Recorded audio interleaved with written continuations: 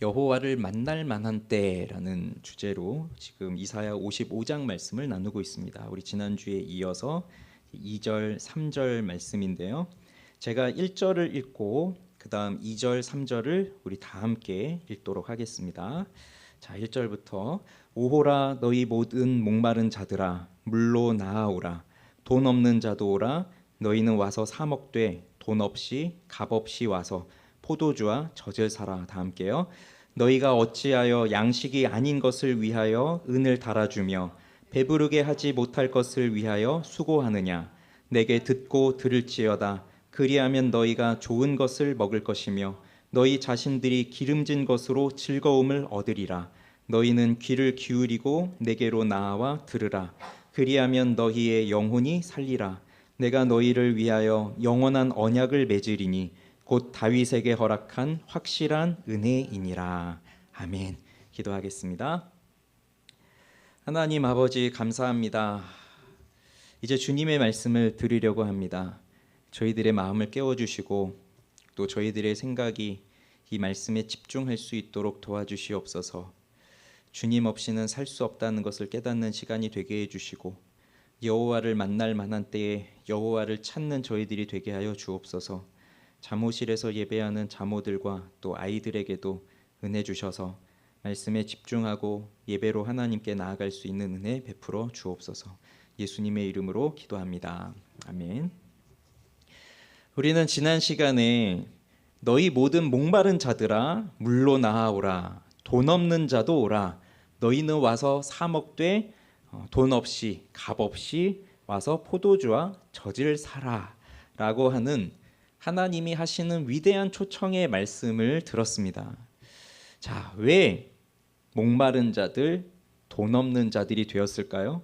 왜 돈이 다 떨어졌을까요? 왜 마실 물이 없어졌을까요? 그 이유는 양식이 아닌 것, 즉 빵이 아닌 것에다가 밥이 아닌 것에다가 배부르게 하지 못하는 것에다가 거기에다 돈을 다 쓰고 거기에 우리의 모든 수고를 다 했기 때문에 그렇게 된 것입니다. 그래서 마치 예레미야 선지자를 통해서 하신 말씀처럼 내 백성이 두 가지 악을 행하였는데 하나는 생수의 근원이 되는 나를 버린 것과 하나는 스스로 웅덩이를 판 것인데 그 웅덩이는 물을 저축하지 못한 터진 웅덩이를 판 것이다. 이 두 가지 악을 이스라엘 백성들이 행했다고 한 것처럼 아무리 스스로 무언가를 채워보려고 해도 채울 수 없고 다 써버리는 그러한 비참한 지경에 이르게 된 것이죠. 정말 허무한 것들에다가 우리의 시간과 우리의 재능과 우리의 재산과 우리의 모든 것을 다 쏟아부었고 그걸 그렇게 하면 많은 것을 얻을 수 있을 것이라고 생각했지만 결국 중요한 순간에는 내 손 안에 아무것도 없는 그런 존재가 되어버린 거예요. 이스라엘 백성들도 그렇고 우리들도 마찬가지이고요. 그래서 결국 내가 목마른 자, 돈 없는 자 그것을 인정하라고 지난 시간 마지막에 적용을 하면서 말씀을 드렸는데 한 주간 살면서 그래 나는 정말 돈이 없는 자구나, 목마른 자이구나 그런 생각은 드셨나요? 그래서 하나님의 도우심이 없이는 정말 살 수 없는 그런 인생이구나 그런 것을 또 깨닫는 시간이 되셨나요? 아니면 아직도 그런 부분에 있어서는 별 생각이 없어서 오늘도 그냥 주일이 됐으니까 또 습관에 따라 교회를 나오는 그런 마음으로 오신 건가요? 저는 저를 비롯해서 여기 있는 우리 모두가 다 하나님의 도움 없이는 살 수 없습니다. 그 인생이라는 것을 깨닫게 되기를 원합니다. 그래서 주님 없이는 나는 아무것도 아닙니다. 그 고백이 나올 수 있는 사람들이 되면 좋겠어요. 그래서 주님께서 부르시는 이 초청에 응답할 수 있는 은혜가 있기를 원합니다. 그런데 이것도 내가 주님께로 나아가는 것도 내 힘으로 할 수 있는 것이 아니니까 오로지 주님의 은혜, 주님의 도우심, 내 마음을 바꾸시고 내 마음을 깨우셔서 하나님께 나아가는 그 은혜 이게 우리 모두에게 필요하고 오늘도 그런 은혜 주시기를 사모합니다. 자, 오늘은 지난주에 이어서 와서 사 먹으라고 했는데요. 와서 사 먹으라고 했잖아요. 돈 없이 값 없이 와서 포도주와 젖을 사라고 했습니다. 그러면 이제 이런 질문이 드는 거죠. 돈 없이 값 없이 이제 그 가능한 이유는 누군가 대신 값을 치르셨다. 즉 예수 그리스도가 값을 치르셨다. 이제 그걸 지난주에 봤고, 오늘은요. 그러면 그 돈 없이 값 없이 사는 방법이 무엇이냐? 돈을 가지고 사야 되는데 그 돈 없이 어떻게, 그 예수님이 지불하셨다고 하는데 그걸 어떻게 우리는 돈 없이도 살 수 있느냐? 그 살 수 있는 방법이 뭐냐? 그거를 좀 보려고 하고, 또 이어지는 질문은 그렇게 돈 없이 샀을 때 누리게 되는 복은 무엇이냐? 이제 그런 질문이 떠오르는데, 오늘은 그 하나만 보겠습니다. 어떻게 돈 없이 살 수 있을까? 그 제목을 돈 없이 사기 위해 주어진 방법이라고 했는데, 처음에는 돈 없이 사는 방법이라고 제가 했었거든요. 그것도 고쳤어요. 또 오해하실까봐. 돈 없이 사는 방법에서 돈 없이 어떻게 잘 살 수 있는 방법이 있나, 그걸 또 설교하는 줄 오해하실까봐 그 산다는 게 아니라 돈 주고 산다는 거, 그걸 말하는 겁니다. 그럼 어떻게 돈 없이 사는 게 가능한 것인가? 어떤 방법일까? 우리에게 주어진 것은 무엇일까? 이제 그걸 보려고 해요. 자, 2절 중반절에 보면 내게 듣고 들을지어다 라고 나오죠. 내게 듣고 들을지어다. 그리고 3절 중간에 또 보면 내게로 나와 들으라 나옵니다. 그러면 이제 무슨 단어가 눈에 띄십니까? 듣고 들을지어다, 들으라. 자, 뭐죠? 듣는다라는 단어, 듣는다라는 동사가 지금 3번 반복이 되고 있는 거거든요. 이게 히브리어에서 샤마라고 하는 단어인데, 샤마 하면은 잘 안 와닿을 수 있어요. 근데 쉐마라고 하면은 좀 떠오르실 겁니다. 신명기 6장 4절이 굉장히 유명하잖아요. 쉐마 이스라엘, 들으라 이스라엘. 그러니까 이 쉐마는 이제 샤마의 그 2인칭 명령형이에요. 2인칭 명령형 단수형이에요. 근데 여기서 이제 그 샤마라고 하는, 듣는다라고 하는 동사가 3번 나오고 있는데, 이 샤마가요 구약 성경에 1000번 넘게 나옵니다. 들으라, 듣는다라는 말이. 그러니까 굉장히 중요한 말이죠.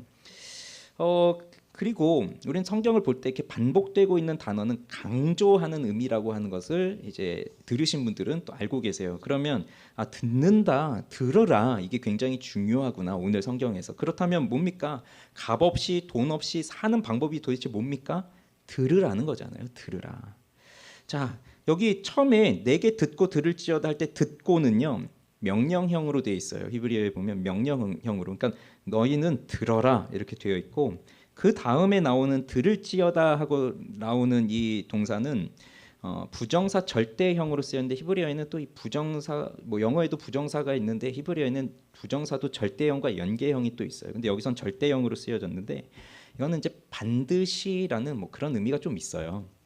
그래서 너희는 들어라, 반드시 들어라. 이렇게 나오는 거는 그 앞에서 이제 같은 동사를 쓰고 있는데 앞에서 했던 그 말을 강조하고요. 그러면서 그 행동이 계속적으로 하게 하는 거예요. 계속적으로. 그래서 자, 들어라, 반드시 듣는다. 그런데 그 듣는다는 것이 이제 이 샤마라고 하는 것이 그냥 가만히 있는데, 뭐 가만히 있어도 들리잖아요. 여러분 제 소리가 들리지만 동시에 또 저 에어컨 돌아가는 소리 들리시죠?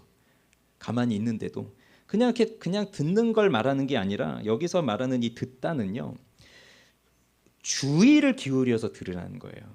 주의를 기울여서 들어요. 그러면 그것이 들은 것에 대해서 우리 마음에서 동의를 하고, 그리고 그 마음에 동의를 한 것을 행동으로 옮겨서, 그래서 순종에까지 이르는. 그러니까 샤마라고 하는 단어가 듣다라는 뜻만 있는 게 아니라 순종하다라는 뜻까지 있는 거예요. 들어서 순종하는 것까지.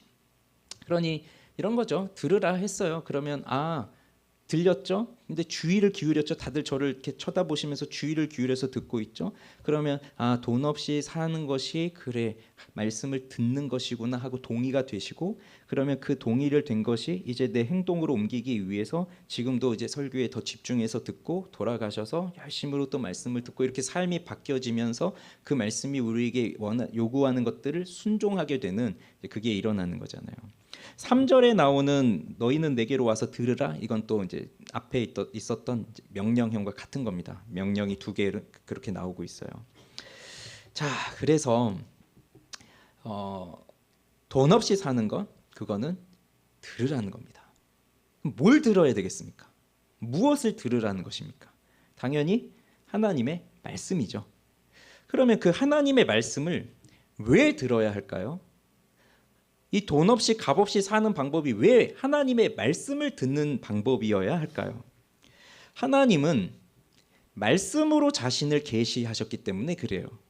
계시라고 하는 것은 그 하나님이 자신을 드러내 보여주시는 것, 그걸 계시라고 해요. 감추어져 있는 것을, 그 감춘 것을 싹 걷어내시고 드러내 보여주시는 것을 계시라고 하는데, 즉 하나님께서 하나님 자신을 알려주실 때, 그렇게 모든 것을 다 드러내서 보여주실 때 무엇으로 그것을 하시느냐? 말씀으로 하신다는 겁니다. 말씀으로 자신을 우리에게 보여주시는 거예요. 여기 있는 저희들은 그래도 예수를 믿고 사는 사람들이고, 또 더러는 예수를 믿기 위해서 이렇게 찾아온 사람들입니다. 그러면 예수를 믿기 위해서 또는 예수를 믿는 사람들의 마음속에 기본적으로 무엇이 있겠어요? 나는 견고한 신앙을 갖고 살아가고 싶다. 그래서 이리저리 흔들리는 그런 신앙을 갖고 있는 것이 아니라, 아까 우리 찬송 부른 것처럼 이 눈에 아무 증거 아니 보이고 이 귀에 아무 소리 아니 들려도 나는 믿음으로 굳게 걸어서서 나가서 걸어가겠다 하는 그 굳건한 믿음으로 살고 싶은 그 마음이 여기 있잖아요. 그러면 자, 생각해 보세요. 경건한 삶에 대해서 전혀 관심이 없는 사람들은 이렇게 주일날 예배 한 번 나오는 것도 야, 대단하다, 나도 참 잘하고 있다, 이렇게 생각하면서 나올 수 있고 거기에 또 만족을 하고 돌아갈 수 있는데, 진짜 견고한 신앙을 갖고 살아가고 싶다 하는 사람은요, 기본적으로 마음이 그렇지가 않아요. 그냥 예배 한번 드렸다 하는 것으로 만족하고 돌아가는 것이 아니라, 기본적으로 견고한 신앙을 갖고 살아가고 싶은 사람들의 마음은 정말 하나님 앞에서 경건하게 살고 싶은 그 욕구가 있기 때문에, 그 사모하는 마음을 가지고 있기 때문에 한 주간의 삶을 돌아보면서, 또는 뭐 한 주간까지 볼 것도 없죠. 오늘 하루를 이제 마무리하면서 오늘 하루의 내 삶을 돌아보면서, 또 하루까지 갈 필요도 없어요. 순간순간 내가 왜 이렇게 살고 있나, 나의 삶을 돌아보면서 내가 정말 하나님이 원하시는 대로 살고 있을까? 왜 나는 이것밖에 되지 않을까? 왜 나의 믿음은 이리도 부족한 것일까? 왜 나의 결심은 이리도 약해서, 분명히 나는 결심했는데 왜 또다시 이런 모습으로 살고 있을까? 이런 여러 가지 자기를 돌아보는 그 생각들이 이제 생기죠. 그러면서 고민을 하는 거예요. 때로는 내가 이렇게 믿음이 너무 약하다는 것 때문에 절망에 빠지기도 해요. 경험해 보시는 분은 아실 거예요. 다른 이유 때문에 절망하는 게 아니라 내가 하나님의 말씀을 못 지키고 산다는 것 때문에 절망하고, 예수님은 그토록 나를 사랑하시는데 나는 예수님을 향한 사랑 없이 이렇게 정신없이 산다는 것 때문에 낙심에 빠지기도 해요. 그렇지 않습니까? 왜 우리는 이렇게 견고하게 살지를 못하고 자꾸 나 왜 이거밖에 안 될까? 왜 난 이렇게밖에 못 살까? 그런 생각을 할 수밖에 없을까요? 견고한 신앙으로 살아가기 위해서는 우리는 무엇을 갖추고 있어야 할까요? 어떻게 해야 될까요? 사도 바울이 이제 전도 여행을 마치고 예루살렘으로 돌아갈 때, 그때는 이제 다들 만류했잖아요. 가면 죽을 것이다. 근데 바울은 또 로마까지 가고자 하는 마음이 있었고, 또 하나님이 주신 그 마음으로 예루살렘을 가기로 결심을 합니다. 그래 예루살렘으로 가는 그 길에 밀레도라는 곳에서 그 옆에 있는 에베소에 있는 장로들을 불러요. 그리고 그 장로들에게 어쩌면 이제 마지막으로 볼 기회일 수도 있으니 거기서 마지막으로 그들에게 당부를 합니다. 그게 바울의 고별 설교라고 사도행전 20장에 기록이 되어 있는데, 그 말씀을 보면요, 이 바울이 그 에베소 교회 성도들, 장로들을 위해서 이런 당부를 합니다. 이런 말을 합니다. 지금 내가 여러분을 주와 및 그 은혜의 말씀에 부탁하노니. 그러니까 여러분들을 내가 이제는 보지 못할 수도 있지만 여러분들을 주님의 은혜의 말씀에 부탁합니다.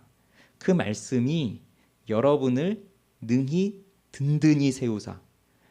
이제 말씀을 가르쳐 주었고 든든한 지도자와도 같았던 분을 이제 더 이상 못 보게 될 것이니 그들도 얼마나 슬프겠어요. 그런데 바울, 내가 너희들을 든든하게 해주는 것이 아니라 말씀이 여러분들을 능히 든든하게 세워서 거룩하게 하심을 입은 모든 자 가운데 기업이 있게 하실 겁니다.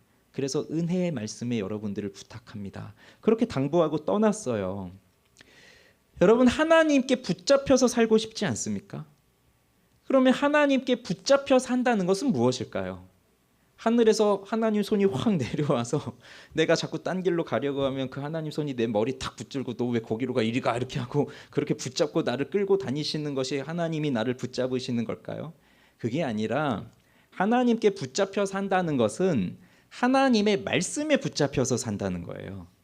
하나님의 말씀에 강력하게 붙잡혀서 그 말씀을 따라서 사는 것이 그게 하나님께 붙잡힌 삶이에요. 우린 그걸 원합니다. 우리가 우리 눈에 보이지 않는 하나님을 어떻게 알 수 있겠어요? 만져지지도 않는 그 하나님을 우리가 어떻게 만질 수가 있겠습니까? 그렇게 보이지도 않고 만져지지도 않는 그 하나님이 나를 사랑하신다고 하시는데 그 사랑을 우리가 어떻게 알겠으며 그 하나님이 죄를 미워하신다고 하는데 그 죄에 대한 진노가 얼마나 큰 것인지를 어떻게 알겠으며 그 죄인들을 향한 오래 참으심과 인자와 자비와 긍휼이 크시다고 하시는데 그것을 우리가 어떻게 알겠습니까? 그것을 우리의 피부로 어떻게 느낄 수가 있겠어요? 그것은 하나예요. 하나님의 말씀을 통해서입니다. 하나님의 말씀을 통해서예요. 하나님은 하나님 자신을 그 당신의 말씀으로 우리에게 계시하시기 때문에 하나님은 우리가 하나님의 말씀에 붙잡혀 있을 때 그때 우리는 하나님을 알게 되는 거예요. 그래서 제가 이 문장을 자주 반복해서 종종 사용합니다. 하나님은 말씀으로서 말씀으로써 우리에게 계시하신다. 들어보신 분은 계실 거예요. 얼마 전에도 또 했었습니다.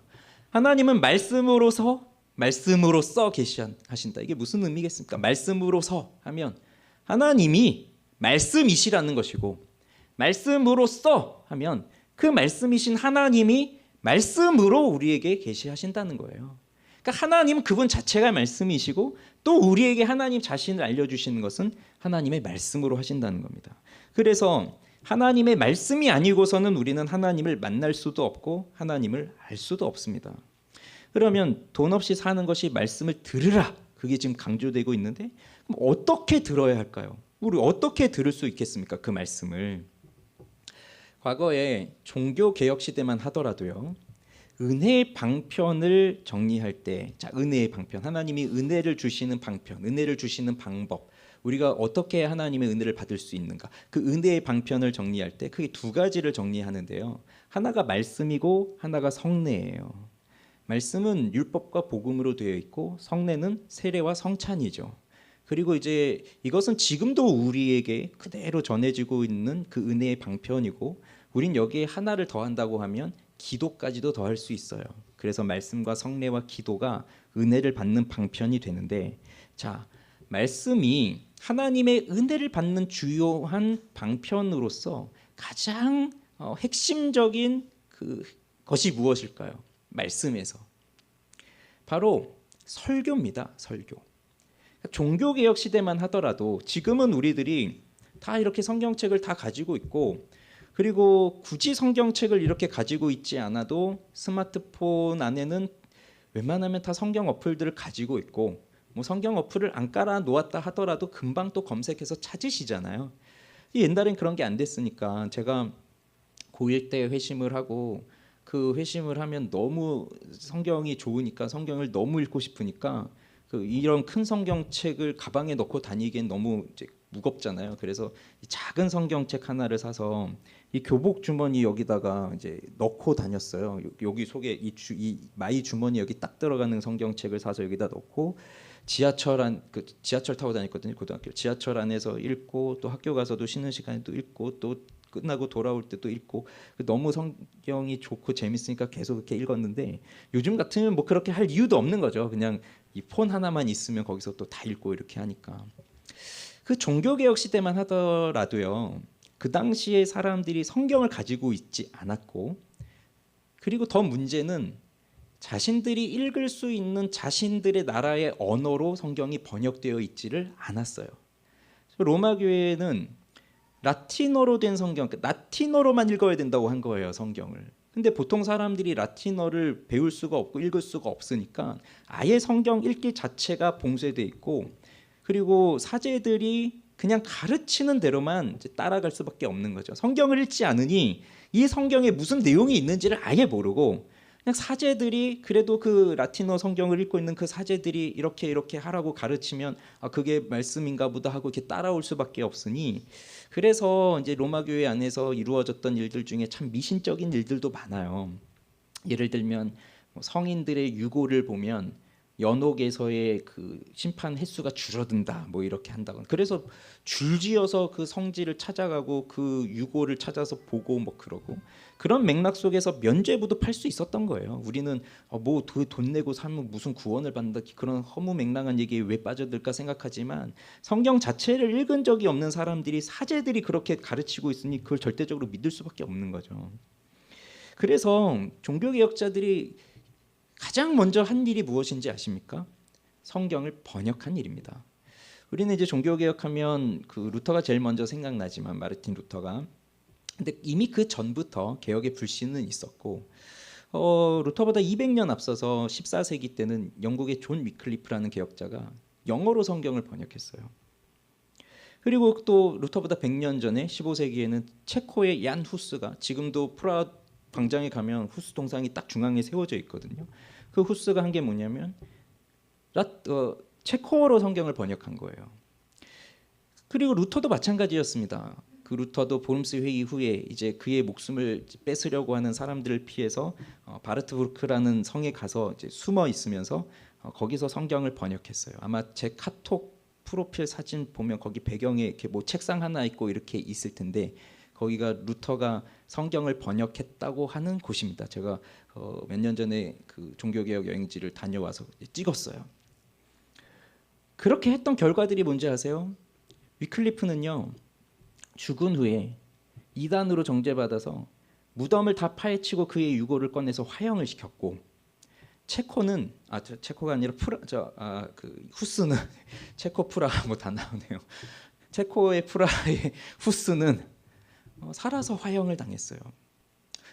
죄목이 성경을 번역했다는 것과 또 성찬을 우리는 빵과 포도주를 이제 다 나누지만 카톨릭은 지금도 빵만 주거든요. 포도주를 나누지 않아요. 빵만 줘요. 근데 후스는 그때 이종 성찬을 한 겁니다. 이종 분배를 빵과 포도주를 다 준 겁니다. 그게 올바른 성찬이라고. 그 이유 때문에 이단으로 정죄받고 화형을 당해요. 성경을 번역한 대가가 그거였던 거예요. 그렇게 종교 개혁자들이 그렇게 자신의 목숨을 걸고 성경을 번역을 했습니다. 그런데 아무리 번역을 했다 해도 지금처럼 모든 사람들이 성경책을 가지고 있는 그런 시대가 아니었기 때문에 그래도 가장 핵심적으로 하나님의 말씀을 들을 수 있는 자리는 이 예배에 나와서 설교를 듣는 거였어요.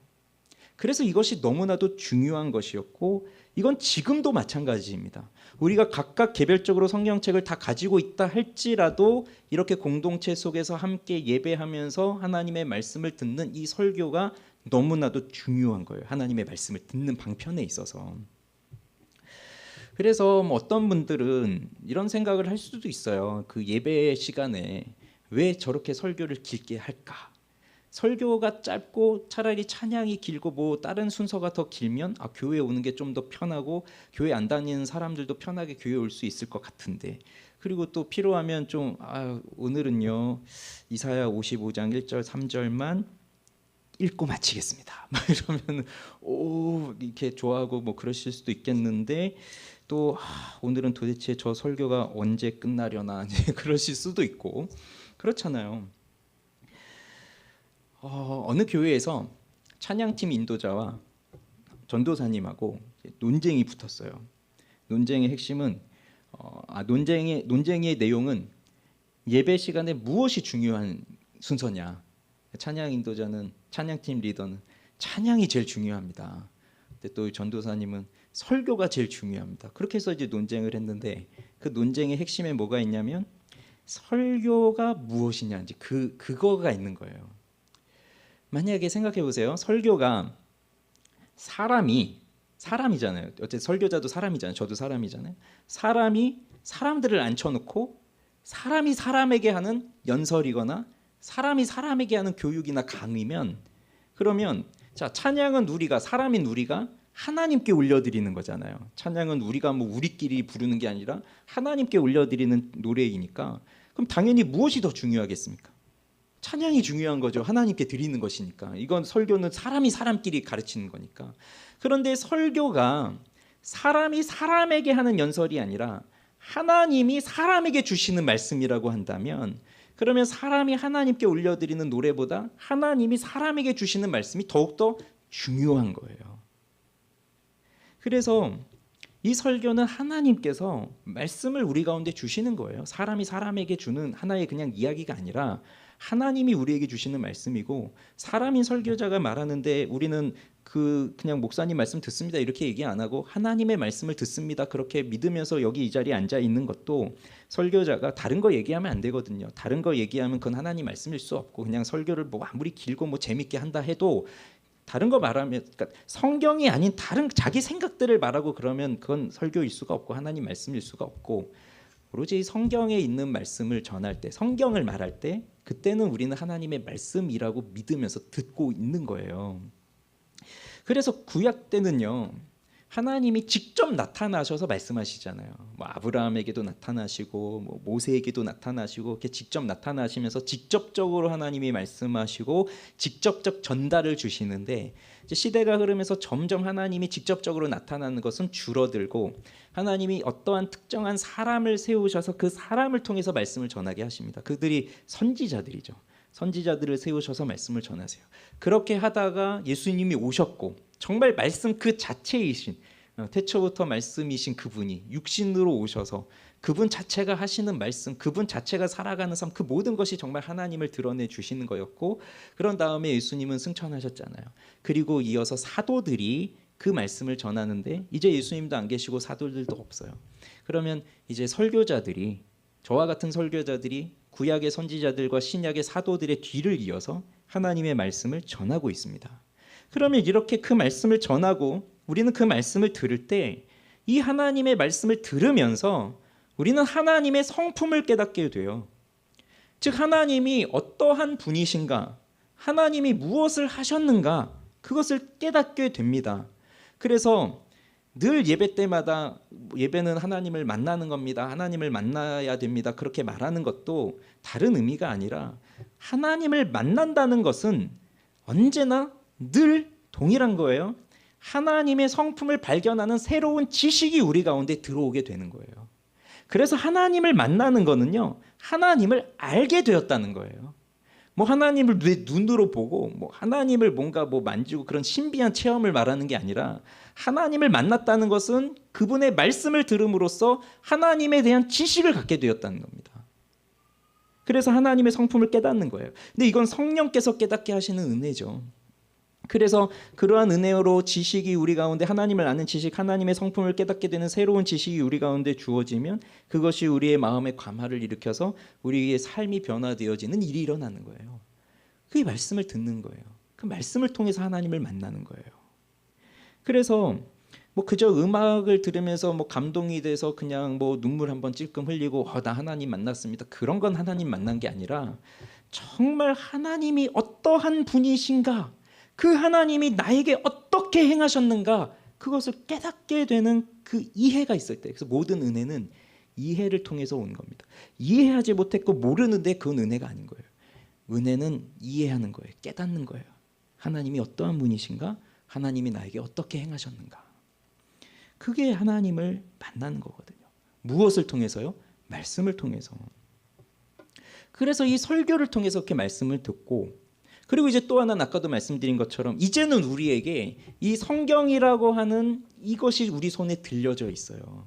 그래서 과거의 사람들은 뭐 성경책 자체가 없었으니까 못 읽었습니다 그렇게 할 수 있지만, 지금은 이제 우리는 그런 핑계를 댈 수가 없습니다. 성경책을 못 사더라도 다 검색하면 다 나와요. 좋은 프로그램도 정말 많아요. 무료로 볼 수 있는 프로그램도 정말 많아요. 그래서 얼마나 놀라운 은혜입니까? 우리에게 이 성경이 주어지기 위해서 수많은 사람들이 피를 흘렸고, 그 흘린 피로 인해서 우리가 이 성경을 붙들고 있는 거예요. 그러면 자, 아까 하나님께 붙잡혀 산다는 것은 어떤 거라 그랬죠? 하나님의 말씀에 붙잡혀 산다는 거라고 했죠. 하나님의 말씀에 붙잡혀 사는 사람들은 어떤 사람들일까요? 이 성경을 떠나서는 살 수 없는 사람들이에요. 그래서 사도행전 17장에 보면 베레아 사람들에 대한 얘기가 나오는데, 바울이 빌립보에 갔다가 데살로니가에 갔다가 이제 그다음 이제 베레아가 나오는데요. 데살로니가에서 전도하는데 거기 살던 유대인들이 너무 극심한 사람들이어서 막 뭐죠? 불량배 이런 사람들을 막 동원해서 바울이 전도하지 못하게 막 해서 쫓아낸 거예요. 그래서 베레아라는 곳에 또 갔는데 성경에 뭐라고 나오냐면 이 베레아 사람들은 데살로니가 사람들보다 더 너그러워서 간절한 마음으로 말씀을 받고 이것이 그러한가 하여 날마다 성경을 상고함으로, 이렇게 이제 베레아 사람들을 소개해 주는데, 너그럽다는 것은 이제 훨씬 더 고상한 사람들이다, 이제 그런 의미가 있는 건데요. 왜 그들이 그렇게 고상할 수 있을까요? 그렇게 너그러울 수 있었던 이유가 무엇일까요? 두 가지인데, 하나는 간절한 마음으로 말씀을 받았다는 것과 또 하나는 날마다 성경을 상고하는 태도가 있었기 때문에 그랬던 거예요. 우리는 간절한 마음으로 하나님을 받고 있습니까? 우리에게는 그 하나님을 알고 싶어하는 자발적인 열성이 우리 가운데 있습니까? 이 베레아 사람들은 밝은 빛이 비추어질 때 그 빛이 비치니까 눈이 부시면 우리 눈 감잖아요. 그 밝은 빛이 비춰질 때 눈을 감는 그런 행위를 절대 하지 않았어요. 그 빛을 보면서 이것이 맞는가 하면서 성경을 상고한 거예요. 상고했다는 것은 조사했다는 거예요. 그게 맞는지 정말 샅샅이 조사하고 연구하고 공부했다는 의미입니다. 그들의 그 말씀을 받는 간절한 태도가 성경을 연구하고 공부하고 성경을 받아들이는 태도로 이어지는 거예요. 우리의 신앙이 견고하지 못하는 이유가 바로 여기에 있는 겁니다. 내가 그렇게 견고한 신앙으로 하나님에 붙잡혀 살고 싶고, 그것은 곧 하나님의 말씀에 붙잡혀서 살고 싶은 마음이 있는 것인데, 실제로 성경을 읽고 묵상하고 그것을 연구하고 그것대로 살고자 하는 그 열정 자체가 식어져 있으니까, 우리 초신자 때는 어떻게 하면 성경 더 배울 수 있을까, 더 알 수 있을까, 그런 마음이 있지만, 시간이 지나면, 어떤 분들은 시간이 지나면 지날수록 이 성경을 놓지 못하시는 분들이 계시고, 근데 또 대부분의 사람들은 시간이 지나면 지날수록 성경을 놔버려요. 이 복음, 이건 초신자들이나 하는 거지. 근데 그렇게 되면 바로 이 말씀을 알고자 하는 열정이 식어져 버린 거예요. 그러면 어떻게 하나님의 말씀에 붙잡혀서 살아갈 수가 있겠어요? 그래서 성경을 읽고 또 이 성경의 말씀을 받아들이고 싶은 사람은 반드시 성경을 공부하고 성경을 연구하고 하는 겁니다. 왜? 여기에는 그리스도가 여기 나오고 있으니까요. 그리스도를 증거하는 말씀이니까요. 이 성경의 주인공은 뭐 사람이 아니에요. 아브라함도 아니고 모세도 아니고 다윗도 아니에요. 바울도 아니에요. 예수 그리스도예요. 그래서 우리가 날마다, 잘 들어보세요. 우리가 만약에 날마다 성경을 읽지 않고 있다면, 그 성경으로 나의 삶을 돌아보고 있지 않다면, 그것은 뭐냐면 하나님을 막보는 태도입니다. 그러니까 업신여기는 태도예요. 하나님을 막보는 거예요. 그냥 깔보는 거죠. 하나님이 아무리 이렇게 말씀을 하셔도 나는 안 듣겠습니다. 그 태도거든요. 그래서 정말 하나님의 말씀을 듣고자 하는 사람들은 이 성경을 읽고 배우고 또 묵상하고 또 그것대로 살기 위해서 분투하고, 그게 이제 말씀에 붙들려 살아가는 사람이에요. 그렇게 우리는 하나님의 말씀을 듣는 거예요. 설교를 통해서, 또는 성경을 읽으면서, 또는 좋은 신앙의 서적들을 읽으면서, 또는 우리 믿음의 지체들과 함께 교제를 나누면서. 왜? 그 안에서 하나님의 말씀이 서로 오고 가거든요.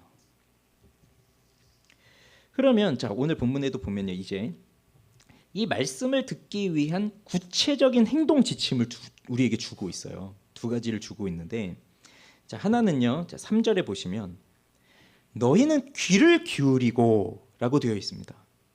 너희는 귀를 기울이고, 즉 말씀을 귀를 기울여서 들으라는 거거든요. 자, 이 귀를 기울이고 라고 되어 있는 이 부분을 직역하면 너희는 너희의 귀를 펼쳐라, 이 말이에요. 너희의 귀를 펼쳐라, 명령형으로 되어 있고, 펼치다, 확장하다, 뻗어내다, 뻗다, 이런 뜻이에요. 근데 귀를 펼친다는 게 뭡니까? 뭐 우리 귀가 여기 이렇게 있는데 귀를 펼쳐봐야 얼마나 펼쳐지겠어요. 귀를 펼친다는 것은 귀를 기울이라는 겁니다. 그러니까 하나님의 말씀을 들을 때 귀를 기울여서 들으라는 거예요. 그러니 이거는 그냥 우리 여기 얼굴 옆에 달려있는 그 귀를 말하는 게 아니라 우리 마음속에 있는 귀를 말하는 거예요. 이 귀를, 우리 마음 안에 있는 귀를 하나님의 말씀에 기울여서 들어라, 그 말입니다. 아마 제가 보기에 여기 계신 분들은 그런 분들이 안 계셨을 것 같은데, 뭐 우리 학생들 중에 이제 그런 학생들 있잖아요. 국어 시간인데 다음 시간에 수학 시간이에요. 근데 수학 시험을 보기로 했어요. 근데 내가 좀 불안해요. 그래서 국어 시간인데 국어 선생님은 좀 눈도 안 좋으시고 또 저기 그냥 칠판만 보시고 수업을 하세요. 그래서 국어 시간인데 국어책 옆에 이렇게 수학책 딱 이렇게 숨겨놓고 수학 문제를 다음 시간에 풀 문제를 이렇게 풀고 있는 거예요. 그런 거 해보셨나요? 우리 선생님의 입장에서 그렇게 수업을 듣는다 용납이 안 되시겠죠? 근데 뭐 그렇게 해본다고 칩시다. 그러면 들리는 건 국어 선생님 소리인데 내 눈으로 보이는 건 수학 문제예요. 그게 잘 되겠어요? 이것도 안 되고 저것도 안 되는 거죠. 집중이 안 되는 거예요. 결국은 귀를 기울여라, 이 말은 집중해라 이겁니다. 하나님의 말씀에 집중을 해라. 집중해라. 여기서는 귀를 기울이라 표현이 나오는데 시편 123편에 보면 상전의 손을 바라보는 종들의 눈같이 여주인의 손을 바라보는 여종들의 눈같이 내가 주 하나님을 바라봅니다. 그런 노래가 있어요. 시편 123편에. 그러면 종들이 주인의 손을 바라보는 것처럼 하나님을 바라본다고 하는데 그게 무슨 의미일까요? 우리는 종이 되어보지 않아서 모르겠지만 고대 근동 사회, 그 고대 사회에 어디든지 고대 사회의 종이라고 하는 신분은 사실 사람이 아니거든요. 로마 시대만 하더라도 등급이 있잖아요. 제일 높은 게 어쨌든 귀족이고 그 주인이고 그다음 그 주인집 아들, 상속받을 그 주인집 아들이고 그 가족들이 있고 그다음에 집에 뭐가 있습니까? 가구들이 있죠. 가축들이 있죠. 그 다음이 노예예요. 그러니 로마 시대 때만 하더라도 노예들은 사람 축에도 가축보다도 못한 거예요. 아니, 이 움직이지 않는 가구보다도 못한 거예요. 그런 게 종이에요, 노예. 그러면 그런 노예들한테 주인들이 뭐 힘들게 말로 하겠습니까? 소리를 지르고 너 이리 와봐라, 힘들게. 그냥 손짓만 하면 되는 거예요. 말할 필요도 없이. 그 가구보다도 못한 존재인데. 그러면 종들은 어떻게 해야 되겠어요? 딴짓하고 있다가 주인이 손짓하는데 못 보고 있다 그러면 이제 죽잖아요. 항상 주인의 손을 보고 있는 겁니다. 언제 나를 부르나. 그리고 손짓을 하는데 저게 오라는 건지 가라는 건지 물을 가지고 오라는 건지 빵을 가지고 오라는 건지 그것도 손짓을 보면서 다 파악해내야 돼요. 그러려면 엄청난 집중이 필요한 거죠. 그 집중하는 태도로 하나님을 보라는 거예요. 그 말씀을 들으라는 거예요. 언젠가 운전을 하고 가는데 내리막길이었어요. 60km 정도 되는 이제 그 속도로 늘 가잖아요. 근데 보니까 저 앞에서 이제 신호가 바뀌어요. 빨간불로. 그래서 다들 차가 이제 속도를 줄이는데 저도 이제 줄였습니다. 근데 옆에 차선을 보니까 차 하나가 뒤에서부터 그냥 속도를 줄이지 않고 쭉 가는 거예요. 저러다 사고 나겠는데 했는데 다행히 급정거를 해서 사고 나진 않고 딱 섰는데 무슨 생각 드시죠, 여러분? 저 운전자 분명히 핸드폰 보고 있었을 거야. 그런 생각 하시잖아요. 딴짓하고 있었던 거죠. 못 본 거잖아요. 그러니 자, 우리도 살면서 눈은 뜨고 있는데 안 보여요. 귀는 다 열려 있는데 그럴 때 있잖아요. 이름을 불러도 못 듣고 지나가는 순간들 있잖아요. 왜 그렇죠? 내 머릿속에 있는 생각들이 다른 것에 온통 가득 차 있는 거예요. 뭐 여러 가지 것들로 뭐 염려가 됐든 걱정이 됐든 아니면 뭐 다른 좋은 것이 됐든 그것이 내 마음속에 이렇게 꽉 차 있으면서 이런 것들이 막 분산이, 아까 국어 시간인데 수학 공부하고 있는 것처럼 그렇게 분산이 되면서 집중을 하지 못하고 있으니까 눈은 뜨고 있는데 보지 못하고 귀는 열려 있는데 듣지 못하는 그런 상태에 빠집니다. 그게 집중하지 못할 때의 모습이에요. 그런데 이런 경우 항상 어떻게 되죠? 집중하지 않으면 사고가 나는 거예요. 우리 인생에서 사고가 나요. 사고가 나면 늘 우리가 그 밥 먹듯이 하는 말, 못 봤습니다, 몰랐습니다, 그거잖아요. 근데 왜 못 보고 왜 모릅니까? 집중 안 하니까 모른 거예요. 보고 있으면서도 못 봤다고 자기는 생각하는 거예요. 사탄이 우리의 이런 습성을 또 너무나 잘 알아서 우린 눈 뜨고 있고 우린 귀 열고 있지만 하나님 말씀에 집중하지 못하게끔 자꾸 다른 걸 보여주는 거예요. 좋은 걸 보여주고 재밌는 거 보여주고 아니면 좀 걱정되는 거 보여주고 아니면 또 우리의 귀를 혹할 만한 것들을 들려주고 또 그것이 안 되면 또 우리를 비난하는 소리들을 들려주어서 너 왜 그거밖에 안 되니 그런 조롱하는 소리들이 들리면서 그러면서 눈은 뜨고 있는데 하나님 보지 못하고 귀는 열고 있는데 듣지 못하는 그러한 상태에 빠져 있다는 겁니다. 그래서 정작 하나님 보지 못하는 눈뜬 장님처럼 살고 있는 거예요. 그러니 하나님의 말씀을 들을 때 필요한 게 뭡니까? 여기 귀를 기울이고 이거는 집중이에요. 집중. 말씀 들을 때 집중하셔야 돼요. 성경 읽을 때 집중하셔야 돼요. 그냥 하는 게 아니라. 자, 그다음 두 번째는 뭐라고 나옵니까? 너희는 귀를 기울이고 내게로 나와 들으라. 들으라 이제 아까 이제 얘기했고요. 뭡니까? 그러면 내게로 나아오라 이거거든요. 나아오라 명령이에요. 이 나아오라는 말은 이미 1절에서도 나왔던 말입니다. 물로 나아오라, 돈 없는 자 오라 같은 말이에요. 레쿠라는 말 같은 말. 오라. 자, 이게 뭡니까? 가만히 있다고 해서 내가 말씀을 듣는 게 아니에요. 말씀을 듣는다는 것은 그냥 내가 길을 가는데 우연히 무슨 소리가 들리고 내가 여기 앉아 있는데 저 에어컨 돌아가는 소리가 들리듯이 아 들리는구나 내가 말씀 듣는구나 그게 아니라 말씀을 듣는 것은 말씀이 들리는 곳으로 내가 나아가야 들을 수가 있는 거예요. 나아가야 돼요. 그래서 조셉 온라인이라는 청교도는 이렇게 말했거든요. 죄인들의 유일한 희망은 하나님의 말씀이 들려지는 곳에 나가야 된다. 그것 말고는 죄인들의 희망이 없는 거예요. 말씀이 있는 곳에 가서 말씀을 들으라는 거거든요. 그래서 이 하나님께 나아가기 위해서는요, 기본적으로 하나님을 향한 경외심이 있어야 돼요. 경외심이 있어야 하나님께 나가는 겁니다. 경외심이 없으면 하나님 난 여기 가만히 있을 테니까 어디 한번 말해 보시죠. 네, 들어보겠습니다. 이런 자세로 있으면 아무리 소리가 들려도 말씀을 들을 수 없는 거예요. 돈 없는 자 와라, 목마른 자 다 와라, 돈 없이 와서 값없이 와서 사서 포도주와 젖을 먹어라 그렇게 부르셔도 그게 들리는데 뭐 제가 갑니까? 하나님이 오세요. 이왕이시면 좀 와서 물 가지고 와서 날 주세요. 이왕이면 포도주와 젖 가지고 와서 그냥 나 여기 나 힘들어 죽겠는데 뭘 거기까지 갑니까? 돈도 없고 물도 못 먹어서 힘들어 죽겠는데 그냥 오세요. 와서 날 좀 뭐 하세요. 뭐 그런 마음이 있으면 말씀을 못 듣는 거예요. 나는 정말 아무것도 아닙니다. 난 아무것도 모릅니다. 난 아무것도 못합니다. 나는 주님 없이는 살아갈 수가 없습니다. 그러한 기본적인 마음이 있을 때 하나님께 나아갈 수가 있는 거거든요.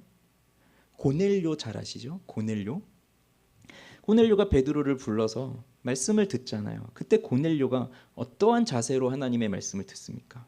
베드로 어디 한번 설교해 보십시오. 내가 한번 들어보고 내가 지금까지 알고 있던 종교적인 지식과 그래도 명색이 하나님을 잘 섬기고 의롭다 인정받고 여기 지역 사람들한테도 내가 구제도 많이 해서 그렇게 의로운 사람이라고 내가 인정받고 있는 사람인데 어디 한번 말씀 잘 해보십시오. 내가 들어보고 나의 생각과 맞는지 한번 들어보고 판단해 보겠습니다.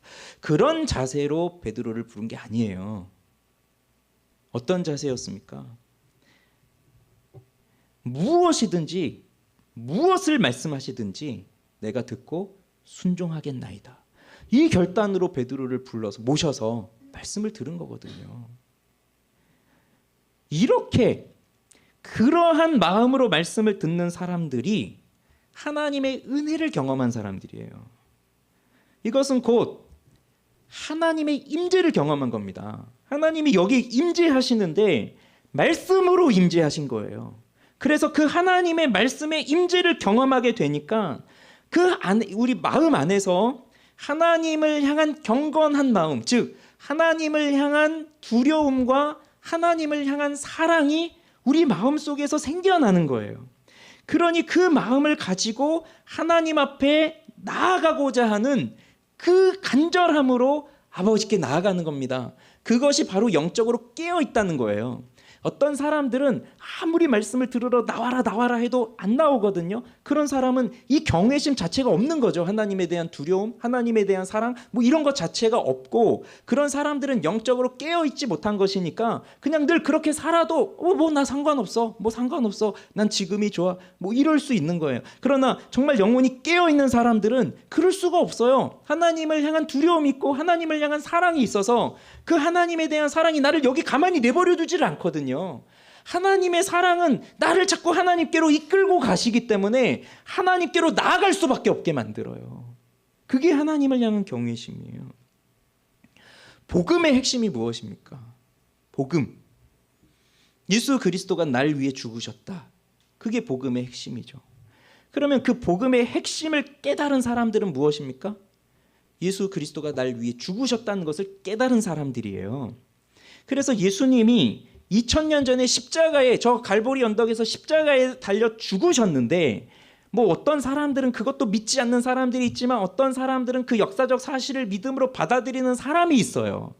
그런데 그 복음의 의미를 깨달았다는 것은 그저 예수가 뭐 다른 성인들과 마찬가지로 자신을 희생하고 고귀한 죽음을 죽었구나, 그래서 본받을 만한 훌륭한 사람이구나, 그렇게 믿는 정도가 아니라 예수의 죽음은 비록 2000년 전에 지금 시대와 장소가 완전히 다른 그 2000년 전에 저 팔레스타인 땅 그 예루살렘에서 그 갈보리 언덕에서 그때 십자가에 달려 죽으셨지만 그 죽음이 지금 나로 인해서 죽은 죽음이구나, 그걸 깨닫는 게 복음의 핵심을 깨닫는 거거든요. 예수를 믿는다는 사람들이 그걸 믿는 사람들이에요. 그냥 십자가에 죽으셨어, 그분 믿으면 구원 받는데, 그 정도가 아니라 예수의 죽음이 바로 나의 죽음이라는 거, 예수의 죽음이 나 때문에 죽었다는 거. 그래서 지금이 그 예수님은 2000년 전에 죽으셨지만 지금 2024년 바로 여기에 있는 지금 나의 마음속에서도, 아까 기도하실 때 우리가 그리스도의 십자가 외에 다른 것 자랑하지 않겠다, 이제 그런 결단으로 그렇게 기도하셨잖아요.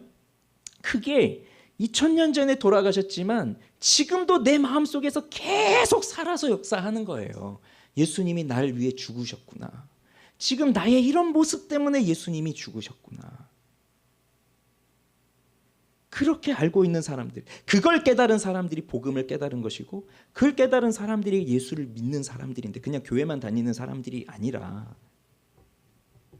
그러면 그 그리스도 예수의 십자가를 보게 되면 우리는 뭘 깨닫습니까? 하나님이 너무 높으시다는 걸 깨닫는 거예요.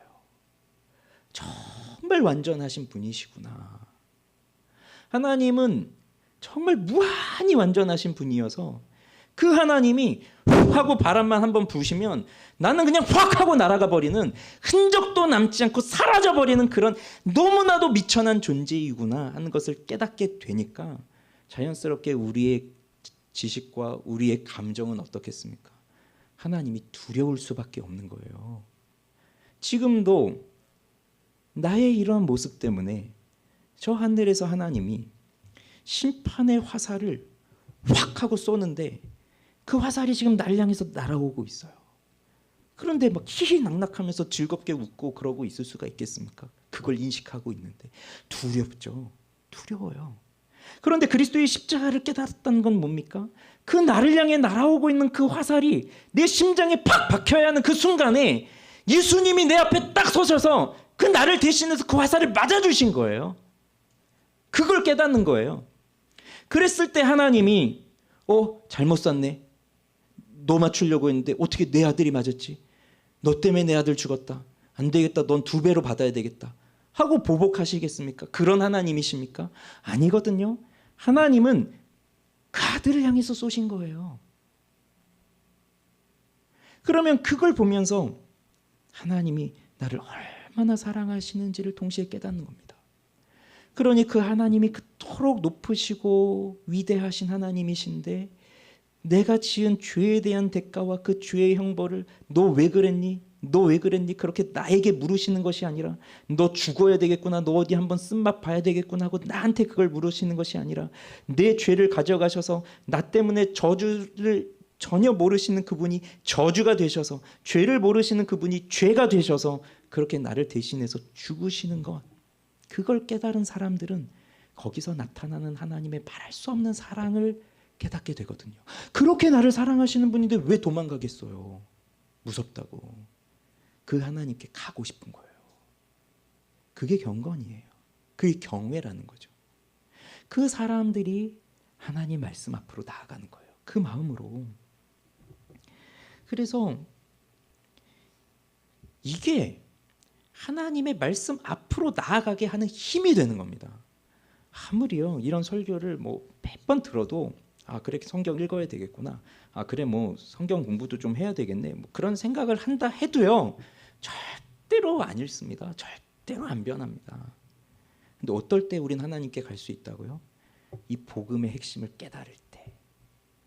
그때는 오세요 오세요 하지 않아도 와요. 저 말씀이 듣고 싶습니다. 하나님 더 알고 싶습니다. 나를 사랑하신 하나님이 도대체 어떠한 분인지 알고 싶습니다.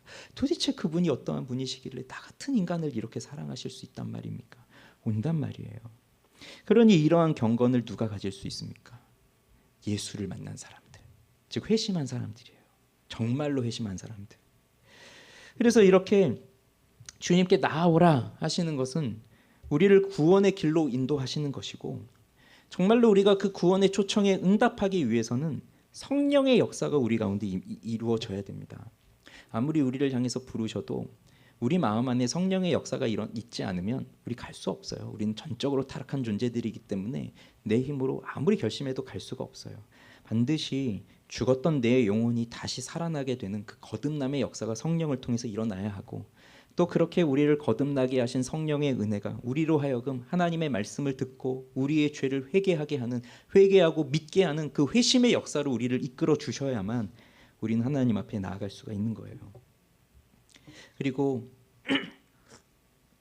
이 회개와 믿음이라고 하는 것도 우리가 성령의 은혜를 힘입어서 하는 거지만, 나는 아무것도 안 하고 그냥 누워 있는데 회개하고 믿고 그런 것이 아니라, 나 오라고 하시잖아요. 오라고. 내가 해야 되는 거예요. 결국은 성령의 은혜를 힘입어서. 근데 내가 끝까지 안 하겠다 하면, 그러면 구원의 초청이 주어져도 갈 수 없는 것이고, 하나님은 이렇게 값 없이 돈 없이 와서 사 먹으라, 너의 영혼이 즐거움을 누릴 것이다, 너의 영혼이 살 것이다, 그렇게 말씀하셔도 그걸 받아 먹지를 못하는 거죠. 그래서 우리는 주님께로 나아가야 합니다. 말씀하시는 주님께로, 말씀 그 자체이신 주님께로 나아가야 되는 거예요. 그럼 정리를 해볼까요? 돈 없이 사는 방법이 뭡니까? 우리에게 주어진 거? 말씀을 듣는 거예요. 너 이거 해라 이거 해라, 그런 우리에게 행위를 요구하시는 것이 아니라 우리에게 주신 하나님의 말씀, 그 말씀 자체이시고 또 그 말씀 자체이신 그분이 말씀으로 하시는 그 말씀을 우리가 듣는 거예요. 그러면 그 들을 때 우리에게 요구되는 게 두 가지인데, 집중과 나아가는 자세라는 거죠. 경건의 자세. 그러기 위해서는 하나님의 은혜가 필요하다는 겁니다. 말씀을 맺을게요. 우리 마음이 딱딱하게 굳어 있습니까? 그럼 하나님 앞에 나아가셔야 되죠. 그런데 마음이 딱딱하게 굳었는데 어떻게 하나님께 갈 수가 있겠어요? 못 가죠. 그러니 우리의 영혼을 보십시오. 하나님 앞에 나아갈 용기가 없습니까? 아니면 아직 나는 믿음이 없는 것 같습니까? 과거에는 내가 그래도 은혜를 좀 가지고 있었는데 지금은 그 은혜를 다 잃어버렸다고 생각되십니까? 그래서 나아가지를 못하고 있나요? 그렇다면 조용히 눈을 감아 보십시오. 그리고 하나님이 나에게 하셨던 일을 떠올려 보세요. 하나라도 생각나지 않겠어요? 우리가 그래도 예수 믿고 산 인생이 몇 년인데, 하나님과 쌓아왔던 추억이 몇 개인데 어떻게 하나도 생각이 안 날 수 있겠어요? 정말 그래도 내가 하나님을 사랑하고 예수를 믿겠다 다짐하고 온 사람들이라면 나에게 하셨던 하나님의 일이 생각이 날 거예요. 그리고 그걸 찬양을 해보세요. 나는 아무것도 아닙니다. 나는 아무것도 모릅니다. 나는 아무것도 못합니다. 나는 아무것도 못 삽니다. 주님이 없으면. 그렇게 찬양을 부르다 보면 깨닫게 하신단 말이죠. 우리 마음이 촉촉해져요. 그리고 말씀을 펴요. 읽어요. 성경이 너무 딱딱하다 생각이 되면 좋은 신앙 서적들을 또 읽어요. 그것조차도 못하겠다 싶으면 우리 좋은 지체들과 함께 교제를 나누세요. 그래서 나한테는 하나님이 무슨 일을 하셨는지 도저히 나는 생각이 안 나는데, 그래도 저 집사님을 만나보면 그래, 저 집사님에게는 하나님이 어제도 뭔가 하신 것 같아. 그럼 그분이 하시는 얘기라도 들어요. 그러면 마음이 녹아지면서 새로운 마음이 생겨나요. 나 왜 이렇게 살고 있지? 나도 저렇게 살고 싶다. 하나님 말씀에 붙잡혀서 살고 싶다. 그 마음이 들면 어떻게 하겠습니까? 하나님께로 나가는 거예요. 그럼 어떻게 하겠어요? 성경을 펴게 돼요. 읽게 돼요. 묵상하게 돼요. 생각하게 돼요. 그리고 그것대로 순종하게 돼요. 그렇게 하면 딱딱했던 우리의 마음에 마치 단비가 내려서 그 딱딱한 땅을 촉촉하게 바꾸시는 것처럼 우리 마음이 그렇게 적셔집니다. 그것이 은혜의 작용이에요. 이거는 내 힘으로는 할 수 없어요. 하나님이 주시는 은혜예요. 그래서 우리는 주님께 도움을 구하는 거예요. 도와주십시오. 나에게 말씀해 주십시오. 내가 말씀 듣고자 합니다. 무엇이든지 말씀하시면 내가 듣고 순종하겠습니다. 그리고 하나를 더 알아야 됩니다. 이렇게 하나님의 말씀에 붙잡혀 살기 위해서는 그 전에 또 하나님의 말씀을 붙잡으려고 하는 몸부림, 그 붙잡기 위해서 애쓰고 분투하는 것, 그게 필요하다는 거예요. 그래서 그 전에는 모든 판단의 근거가 나 자신이었습니다. 내가 기준이 돼서 내가 결정하고 내가 판단하는 거예요. 그 말은 내가 하나님보다 더 높다는 거거든요. 성경을 읽지 않는 사람들이 모든 걸 판단을 내가 한다라는 결정인 것이고, 그게 하나님보다 더 높다는 것이고, 그렇게 살아가는 사람들은 비록 종교는 기독교고 교회를 다닌 횟수는 뭐 수십 년이 된다 할지라도 실천적 무신론자들이 되어서, 그러니까 원리적 무신론은 아예 신이 없다고 생각하는 사람들이지만 실천적 무신론자들은 하나님이 인정해요, 하나님의 존재를. 근데 그 하나님이 나의 삶에서는 아무 영향이 없는 거예요. 그런 사람들의 대표적 특징이 성경 읽지 않는 거예요. 기도하지 않는 것이고. 그렇게 살아가다가 뭐 가는 거죠, 이제 때가 되면.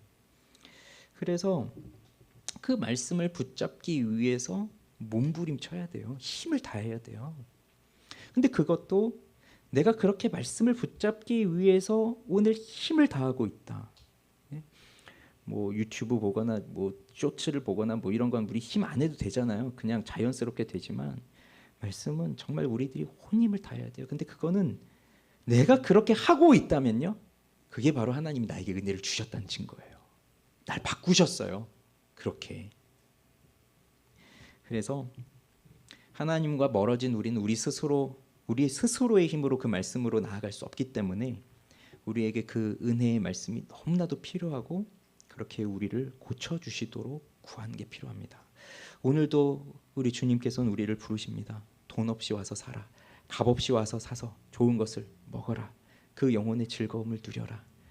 그리고 너의 영혼이 살 것이다. 그것을 우리에게 주고 계십니다. 이 초대를 망설일 이유가 무엇이 있겠습니까? 우리의 빛이요 소망이신 그리스도께로 나아오십시오. 기도하겠습니다.